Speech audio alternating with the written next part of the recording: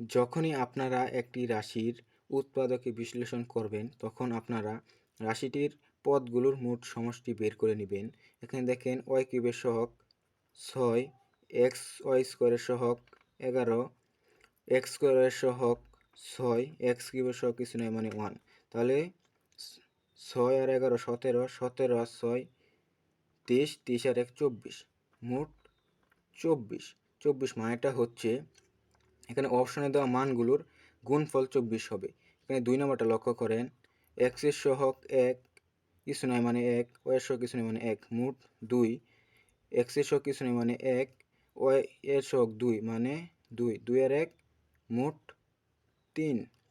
এখানে এক্স এর সহগ কিছু নয় মানে 1, এখানে ওয়াই এর সহগ 3, মোট 4। তাহলে 4 3 4 12, 12 দুগুণে 24, তার মানে মোট 24। তাহলে এটাই অ্যান্সার। অন্যগুলো আপনারা চেক করতে পারেন, মিলবে না।